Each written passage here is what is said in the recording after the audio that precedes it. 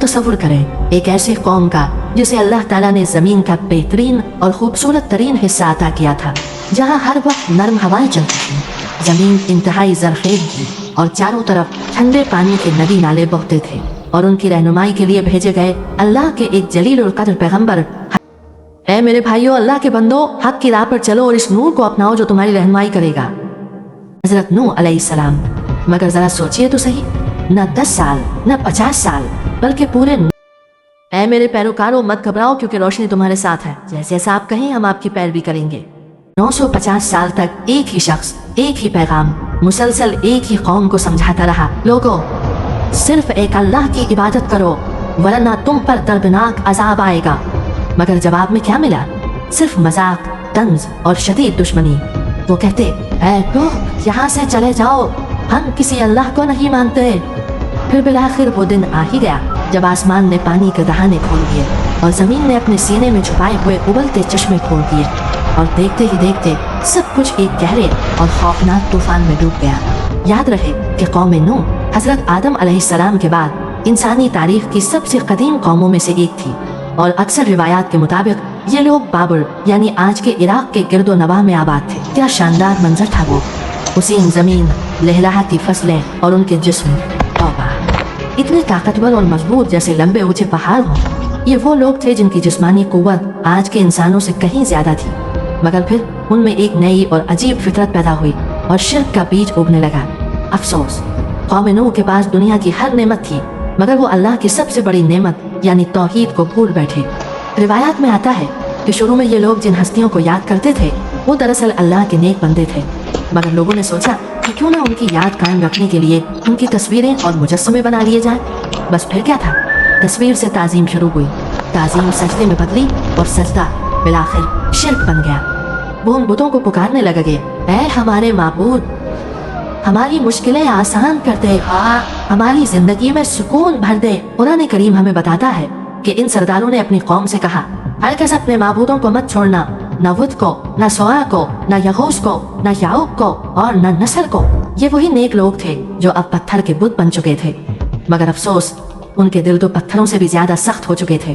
उनकी जहालत का ये आलम था कि आपस में बहस करते और कहते, मेरा बुत ज्यादा बेहतर है, तो दूसरा चीखता, गुआस मत करो, मेरे वाले खुदा की कारीगरी लाजवाब है। इसी कौम के किस्सों में एक इंतहाई अजीब व गरीब हस्ती का जिक्र भी मिलता है जिसे अवौज बिन अनुक कहा जाता है। अगरचे उसका जिक्र कुरान में नहीं बल्कि कुछ कदीम रिवायात में मिलता है, मगर कहा जाता है कि वो इस कदर देव हैकल और बेपनाह ताकतवर था कि कभी कभी अपने कदमों की धमक से पहाड़ों को हिला कर रख देता था। लोगों में उसकी दहशत और किस्से मशहूर थे और ये शख्स इस कौम के तकब्बुर की जिंदा मिसाल बन चुका था। दरअसल ये रिवायत एक सबक थी कि जब कोई कौम तकब्बुर में हद से बढ़ जाए तो उनमें अवौज बिन अनुक जैसी फिरौनियत और सोच पैदा हो जाती है। फिर कुफ्र के उसी घटाटोप अंधेरे में अल्लाह ने हिदायत की एक शम्मा रोशन की, यानी हजरत नूह अलैहिस्सलाम।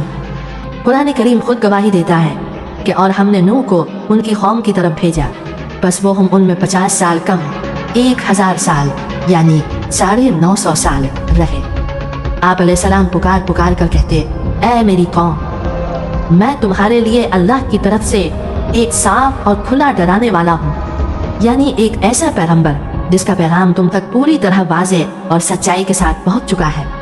मगर ये ढीठ लोग अपनी उंगलियां अपने कानों में ठूंस लेते, अपने ऊपर कपड़े लपेट लेते ताकि उनका चेहरा भी ना देखें और बड़ी सख्ती से कहते, हम तुम्हारी बात आज तक नहीं सुनाते हैं। जब हजरत नूह अलैहिस्सलाम वाज फरमाते तो शायद कुछ लोगों के चेहरों पर हल्की सी नरमी आती, मगर फौरन ही उनके मुतकब्बिर सरदार आ जाते और उनका हाथ पकड़ कर कहते, अरे छोड़ो उसको, ये तो एक आम आदमी है, गरीब और कमजोर सा। अगर अल्लाह को कोई पैगाम भेजना ही होता तो हम जैसे बड़े और अमीर सरदार को चुनता। जरा दिल पर हाथ रखकर सोचो, 1-2 साल नहीं बल्कि पूरे 950 साल की मुसलसल दावत, दिन के उजालों में भी और रात के अंधेरों में भी, कभी चिपके चिपके समझाया तो कभी खुले आम पुकारा, कभी नरमी इख्तियार की तो कभी डराया। हजरत नूह अलैहिस्सलाम उनसे फरमाते कि लोगों, अपने रब से तौबा कर लो, वो तुम पर मूसलाधार बारिशें बरसाएगा, तुम्हें माल और दौलत से नवाजेगा, बेटे अता करेगा, तुम्हारे लिए सरसब्ज बागात उगाएगा और तुम्हारी नहरें जारी कर देगा। मगर जवाब में क्या मिला? वही मजाक, वही तंज और वही पुरानी दुश्मनी। बिलाखिर वो वक्त भी आन पहुंचा जब वही इलाही से ये यकीन हो गया कि अब ये बदनसीब कौम कभी नहीं सुधरेगी। तब हजरत नूह अलैहिस्सलाम ने जलाल में आकर वो दुआ मांगी जिसकी हैबत आज भी इंसान को हिला कर रख देती है।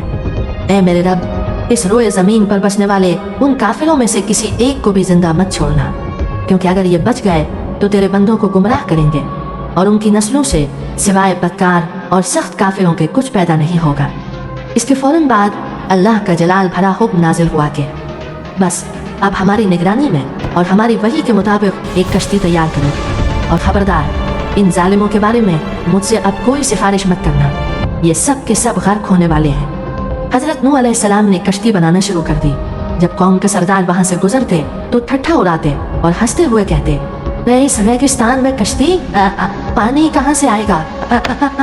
क्या तुम नाउज़ुबिल्लाह दीवाने हो गए हो? मगर उन नादानों को क्या खबर थी कि कश्ती में लगने वाली हर एक कील और जलने वाला हर एक तख्ता दरअसल उन्हीं की तबाही का सामान तैयार हो रहा है। इसी मौके पर कुछ तारीखी रिवायतों में एक बहुत ही दिलचस्प जिक्र मिलता है कि जब हजरत नूह अलैहिस्सलाम कश्ती बना रहे थे तो औज बिन अनक नामी वो देव हैकल शख्स कभी कभार उनके पास आ जाता और अपने गैर मामूली लंबे कद की वजह से लकड़ी लाने जैसे वो मुश्किल काम कर देता जो आम इंसानों के बस की बात न थी। लेकिन नाजरीन, याद रहे कि ये बातें सिर्फ किस्से, कहानियों और रिवायात में मिलती हैं। कुरान में उस शख्स या उसकी मदद का कोई तस्करा मौजूद नहीं है। खैर, रिवायात में कश्ती की बनावट भी मिलती है कि ये अजीम शान कश्ती 3 मंजिलों पर मुश्तमिल थी। निचली मंजिल में जंगली जानवर और दरिंदे, दूसरी मंजिल पर इंसानों का बसीरा था और सबसे ऊपर वाली तीसरी मंजिल परिंदों और जरूरत के हल्के सामान के लिए मखसूस थी, जहाँ से निगरानी भी की जा सकता। कुरान मजीद में अजाब के आगाज के लिए एक निहायत अहम और अजीब निशानी बयान की गई है कि जब तन्नूर उबल पड़े तो फौरन हर जानवर का एक एक जोड़ा, नर और मादा, कश्ती में सवार कर लेना। यानी जरा कुदरत का निज़ाम देखिए कि जानवर हजरत नूह अलैहिस्सलाम को जंगलों में जाकर ढूंढने नहीं थे, बल्कि अल्लाह के हुक्म से ये मखलूक खुद खिंची चली आई। फिर बिलाखिर वो दिन आ ही गया जिसका बरसों से इंतजार था। आसमान अचानक सियाह खौफनाक बादलों से भर गया और गर्म हवाएं यकदम ठंडी होकर तेज तूफानी आंधियों में बदल गईं। कौम के तकब्बुर भरे सरदार और बुजुर्ग हंसते और तंज करते हुए बोले, जरा देखो तो सही, क्या अब नूह के तन्नूर से भी पानी निकलेगा? मगर कुरान कहता है कि फिर वो खौफनाक लम्हा आ गया जब तन्नूर उबल पड़ा। वो घर का पुराना चूल्हा जिसमें रोटी पकती थी, अचानक उससे आग के बजाय पानी का जोरदार फवारा फूट पड़ा। अगले ही लम्हे सरदारों की हंसी हलक में अटक गई और खौफ से चेहरे जर्द पड़ गए। हजरत नूह अलैहिस्सलाम समझ गए कि अल्लाह का अजाब आ पहुंचा है, इसलिए उन्होंने फौरन मोमिनों को साथ लिया और कश्ती में सवार हो गए। फिर आसमान से अल्लाह का जलाल का हुक्म हुआ कि आसमान के सारे दरवाजे खोल दो और ज़मीन के छुपे हुए चश्मे फोड़ दो। फिर क्या था, ऊपर से मूसलाधार बारिश और नीचे से उबलता हुआ पानी, और ये दोनों पानी इस तकदीर पर मिल गए जो लिखी जा चुकी थी। हजरत नूह अलैहिस्सलाम ने कश्ती से आखिरी बार अपनी कौम की तरफ देखा। उनकी बीवी दूर अपने घर के दरवाजे पर खड़ी थी। आपने दिल के दर्द से पुकारा, आओ अल्लाह की पनाह में आ जाओ। मगर उस बदनसीब ने मुंह मोड़ लिया और उन्हीं कमज़ोर और पानी सरदारों के साथ नजरों से गायब हो गई। हजरत नूह अलैहिस्सलाम के 3 फरमाबरदार बेटे साम, हाम और याफिस अपने अहलो अयाल के साथ कश्ती में महफूज हो चुके थे। बाहर क़यामत का मंजर था और औरतें चीख रही थीं कि सबको उठाओ, हमें बचाओ, ये क्या हो रहा है? लोग दीवानावार भाग रहे थे, मगर पानी हर तरफ से रास्ते बंद कर चुका था। कोई चला रहा था। नूह सच कहता था, हाय अजाब आ गया, हम बर्बाद हो गए। जमीन फट रही थी, उबलते पानी की लहरें सांपों की तरह उठ रही थीं। वो बड़े बड़े पहलवान और ताकतवर मर्द जिन्हें अपनी ताकत पर नाज था, आज उनकी टांगें कांप रही थीं। लोग कुश्ती की तरफ लपकते और फरियाद करते कि खुदारा हमें भी साथ ले चलो। मगर अफसोस, अब बहुत देर हो चुकी थी और अल्लाह के हुक्म से कुश्ती के दरवाजे हमेशा के लिए बंद हो चुके थे। पानी अब पहाड़ जैसी ऊंची और खौफनाक लहरों में बदल चुका था और उन्हीं आसमान से बातें करती लहरों के बीच हजरत नूह अलैहिस्सलाम ने अपने बेटे को देखा। बाप की शफकत जोश में आई और उन्होंने तलब कर पुकारा, ऐ मेरे बेटे, हमारे साथ सवार हो जा और गुमराह लोगों का साथ न दे। मगर वो बदनसीब तकब्बुर से बोला, मैं किसी ऊंचे पहाड़ की पनाह ले लूंगा जो मुझे पानी से बचा लेगा। हजरत नूह अलैहिस्सलाम ने फरमाया, आज अल्लाह के अज़ाब से बचाने वाला कोई नहीं। सिवाय उसके जिस पर वो रहम करे। और फिर अचानक एक मौज बाप और बेटे के दरमियान हायल हो गई और वो देखते ही देखते गर्क होने वालों में शामिल हो गया। अब हर तरफ सिर्फ तूफान का राज था। आसमान का रंग स्याह हो चुका था और हर तरफ हवाएं इस तरह चीख रही थीं कि सुनने वालों के दिल दहल जाते और वो खौफ से रोने लगते। तूफानी लहरें पूरी शिद्दत से कुश्ती की दीवारों से टकराती और हर टक्कर पर कुश्ती लरज उठती। अंदर हजरत नूह अलैहिस्सलाम और मोमिनीन सहमे हुए दुआओं में मसरूफ थे, जबकि बाहर सिर्फ तबाही का शोर था। दिन और रात का फर्क मिट चुका था। बिजली की कड़क के सिवा कोई रोशनी न थी। पानी इस कदर बढ़ गया कि ऊंचे ऊंचे पहाड़ भी डूब गए और सिर्फ चोटियां बाकी रह गईं।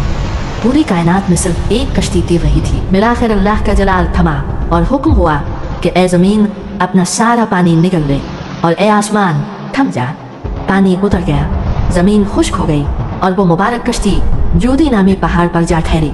हज़रत नूह अलैहिस्सलाम शुक्राने के सजदे लगते गए। उनके गिर्द उनके बेटे साम, हाम, याफिस और चंद गिनती के अहले ईमान मौजूद। बस यही लोग बाकी बच्चे थे और यहीं से इंसानियत के एक नए दौर का आगाज़ होता है। नाज़रीन, कौम नूह भी यही सोचती थी कि हम ताकतवर हैं, हमारे पास माल है, हम बच जाएंगे। मगर जब अल्लाह का फैसला आया तो न माल काम आया और न ही उनके बुत। ज़रा सोचिए, आज हमारे बुत क्या है? हमारा करियर, लोग क्या कहेंगे का डर, सोशल मीडिया की नमूद और नुमाइश या बेहयाई। याद रखिए, उस वक्त वो लकड़ी की कश्ती बचा ले गई थी, लेकिन आज के इस पुरफ्तन दौर में हमारी निजात की कश्ती सिर्फ तौहीद, नमाज, सच्ची तौबा, कुरान और सुन्नत रसूल सल्लल्लाहु अलैहि वसल्लम है। कमेंट सेक्शन में ज़रूर लिखें कि आपको इस वाक़े से क्या सबक मिला।